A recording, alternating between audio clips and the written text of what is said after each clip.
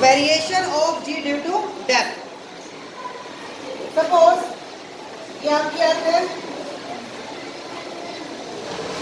Of mass m and radius equal to capital R। यहाँ ए point पर कोई body है, इस बॉडी आपकी सरफेस ऑफ अर्थ पर है। इस बॉडी को हम किसी डेप्थ डी पर लेके जाते हैं, ये डेप्थ डी है। तो डेप्थ डी के लिए बॉडी के लिए जो इन्फ्लुएंस ऑफ अर्थ होगा उसकी रेडियस क्या होगी, r माइनस डी। ये आपका बी पॉइंट हो गया। तो हम फाइंड करेंगे value of ji at two different point. तो first value of ji at point A that is gm by r square. यहाँ पर कैपिटल M क्या है, मास ऑफ द अर्थ। मास की वैल्यू क्या होती है, density into volume. And volume of the earth is 4/3 pi r cube because earth is supposed to be a spherical body। तो हमारे पास आ गई स्मॉल g की value at point a। Similarly इसको हम फर्दर सॉल्व कर सकते हैं अभी और 4/3 रो g pi r। से equation first value of g at point a। Now we calculate value of g at point B। तो B पॉइंट पर आपका रेडियस कितना हो गया, r minus d। And mass of earth change bye, क्योंकि point B पर हम सिर्फ इतने अर्थ को लेके चल रहे हैं तो इसका मास चेंज होगा जो आपकी कंप्लीट अर्थ का था। तो इतने अर्थ के लिए रेडियस हो गया r माइनस d, मास हो गया m dash.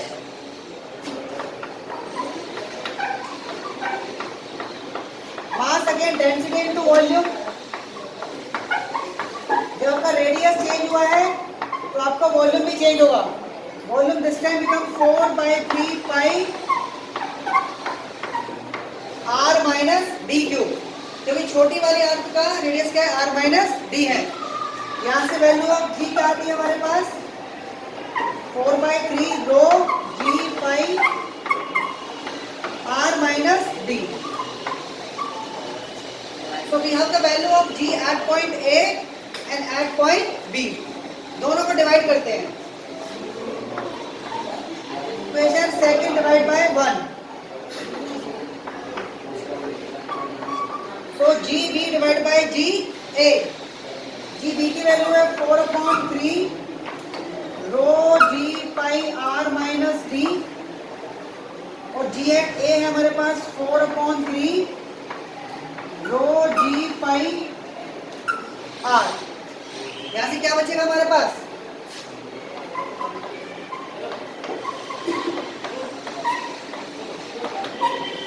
Are minus D divide by R. This we can write G B equal to 1 minus D upon R into G A. So this would be the relation between gravity at two different points, at point A and at point B। अब यहाँ पर जो 1 minus D upon are है, this is less than 1। भाई are में से कुछ minus करके आप आर से डिवाइड कर लो, तो this value less than 1। Less than 1 है, ये लेस देन 1 है, तो कौन ग्रेटर हो गया, जी ए।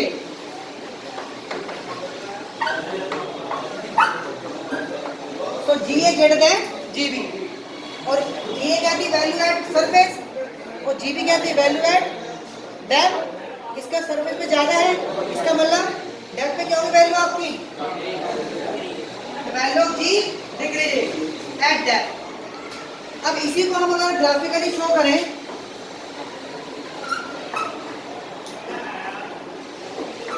जी और आर में ग्राफ प्लॉट करते हैं, तो ड्यू टू एल्टीट्यूड, जैसे हम सरफेस से ऊपर जाते हैं, ड्यू टू एल्टीट्यूड सरफेस से ऊपर जाने पे जी की वैल्यू क्या होती है, डिक्रीज होती है।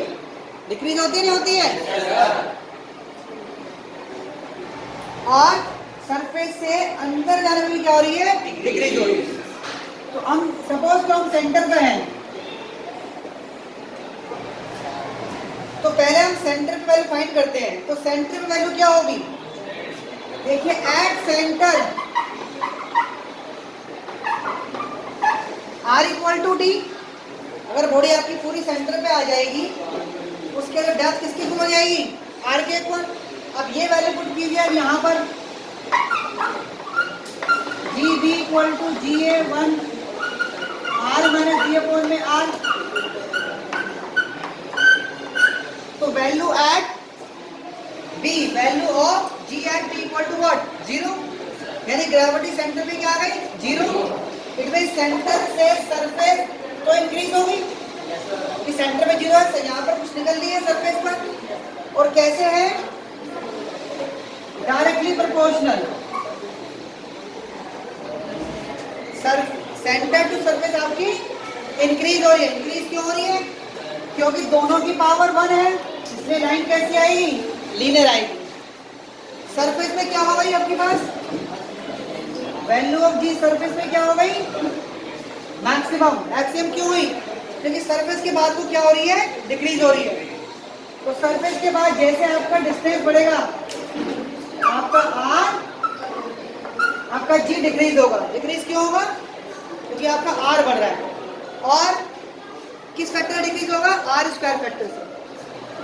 जी is inversely proportional to R square, क्योंकि एल्टीट्यूड वाला एक्सप्रेशन हम देखें तो वहां पर एल्टीट्यूड या आर दोनों की डिग्री क्या आ रही है, 2 आ रही है, तो आपका ग्राफ कर्व में आएगा। तो सेंटर टू सरफेस जी की वैल्यू क्या होगी, इंक्रीज होगी, सरफेस हो जाएगी मैक्सिमम, और जैसे सरफेस के बियॉन्ड जाएंगे, यानी हम किसी एल्टीट्यूड पे जाएंगे, तो जी की वैल्यू आपकी डिक्रीज होगी। तो this is the combined graph for variation of g due to altitude and due to depth. Clear.